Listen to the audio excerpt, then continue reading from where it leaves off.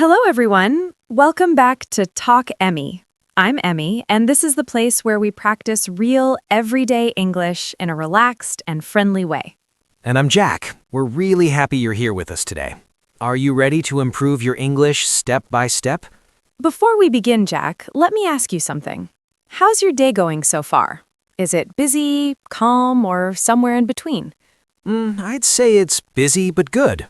I woke up early this morning, checked a few messages on my phone, made a cup of strong coffee, and then started working right away. That sounds like a productive start. And did you notice something interesting about how you just spoke? What do you mean? You explained your morning naturally. You didn't stop to think about grammar rules or sentence structure. Oh, you're right. I didn't plan anything. I just talked about what happened. Exactly. And that's where many English learners get stuck. They think too much about grammar, and then they feel nervous or can't speak at all.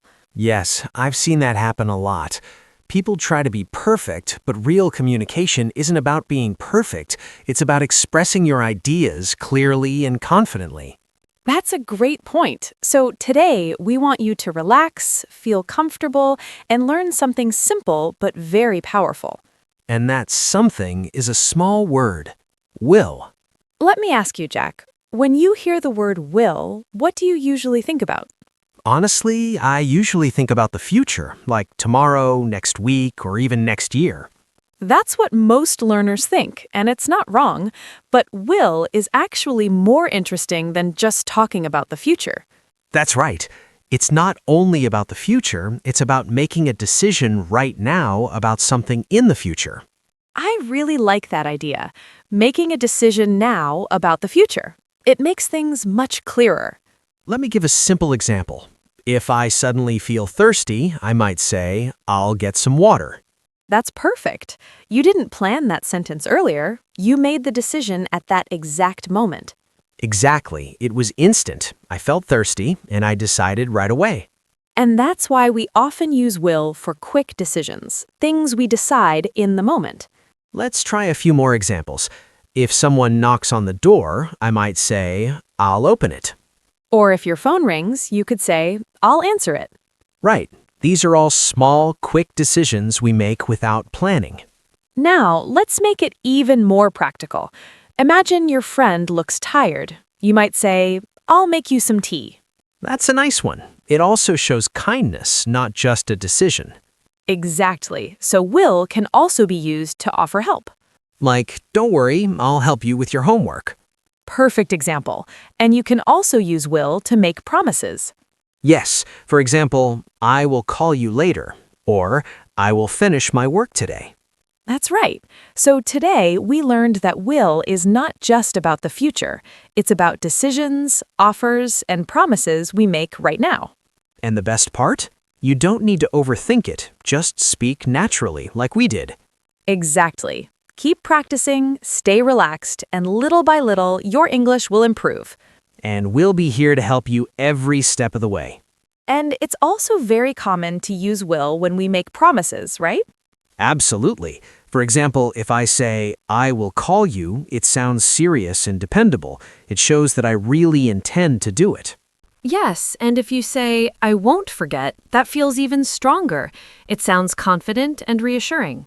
Exactly. It gives the listener a sense of trust. We also use will when we offer to help someone. Right, like saying, I'll help you with that, or I'll carry your bag.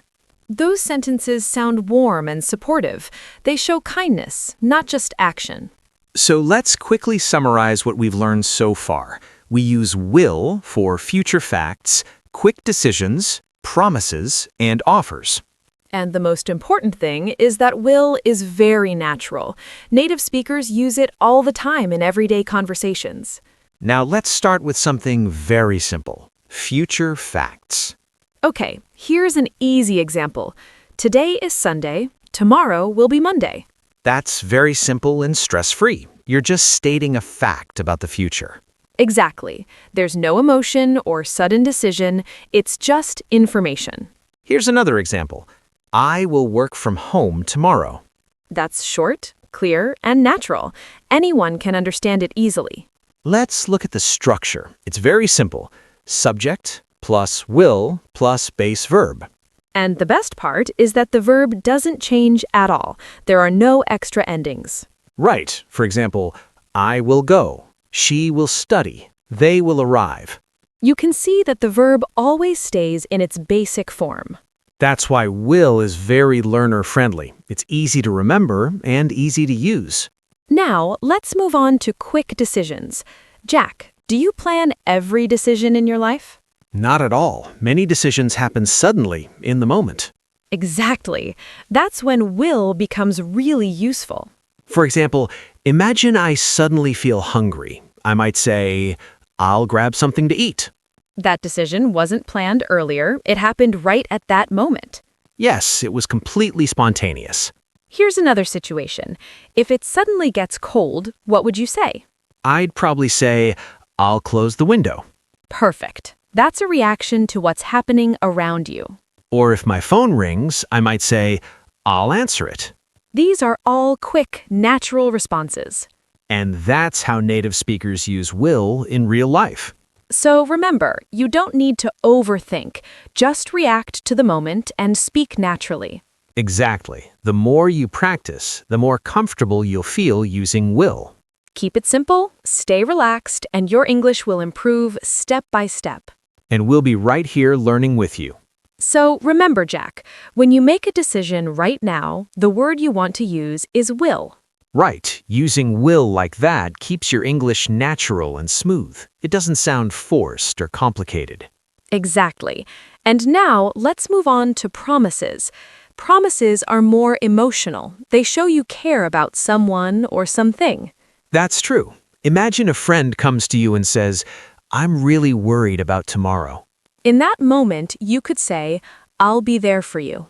That sounds really supportive and sincere. Using will here shows that you are committed to helping them.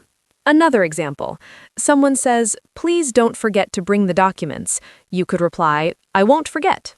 Short, simple, but very powerful. It shows that you are reliable and trustworthy.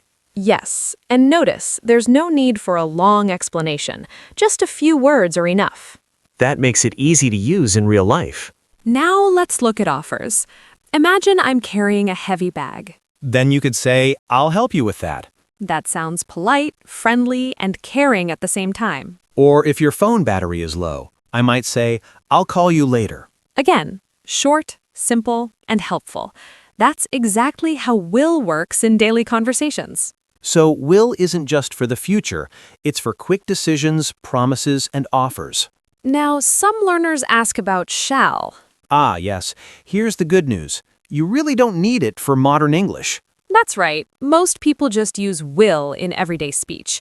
Shall sounds more formal or very British in some situations. For example, shall I open the window sounds polite, but in real daily conversation, people usually just say, I'll open the window, or do you want me to open the window? Exactly. So for now, just focus on will. It's modern, simple, and widely used. Let's also talk about some common mistakes learners make with will. First, don't overthink. Speak naturally. Don't pause too long trying to be perfect. Second, remember the structure, will plus base verb. Yes, you never say will goes or will going. Always use the base form. I will go, she will study, they will arrive. Another mistake is worrying too much about will versus going to. That's true. Will is for quick decisions, promises, or offers. Going to is often for plans you already decided before the moment. Right. If you plan to visit a friend tomorrow, you could say, I'm going to visit my friend. But if someone calls and says, do you want some tea? You can reply instantly, I'll have some tea. See the difference? One is planned, the other is spontaneous. That's why learning when to use will makes your English sound natural, confident, and fluent. And the best part? You don't need to memorize complicated rules. Just listen, practice, and use it in real conversations. Exactly. Little by little, your confidence will grow and will feel like a natural part of your speech. Keep practicing, and soon it will become second nature. Yes, Jack, but in real conversations, context usually makes your meaning very clear. That's right. So don't freeze just because you're worried about choosing the wrong word. Communication is much more important than perfect grammar. Exactly. Now it's practice time. Let's start simple. Finish this sentence. Tomorrow I will... Say it out loud, even if you're practicing alone at home. Try another one. I will help or I will learn. I'll start as an example. I will read for 20 minutes tonight. Nice one. I'll go next. I will prepare tomorrow's lesson after this recording. See? Simple sentences are very powerful. You don't need long explanations or fancy grammar. The more you use will, the more it becomes natural. It will start to feel like second nature. And don't worry about mistakes. They're just part of the learning process. Everyone makes them, even native speakers. Let's quickly review the key ideas we've learned today. First, the structure is simple. Subject plus will plus base verb. We use will for future facts, like tomorrow will be Monday. For quick decisions made in the moment, like I'll grab some water. For promises that show commitment, such as I won't forget. And for friendly offers to help, like I'll carry your bag. You don't need complicated grammar to use it correctly, and you don't need shall to sound fluent. Here's a tip. Try practicing one sentence with will every day. Little by little, your confidence will grow. That's the power of simple, consistent practice. Thanks so much for spending time with us today. Keep speaking, keep practicing, and stay confident. We'll see you in the next episode of Talk Emmi. Bye, everyone.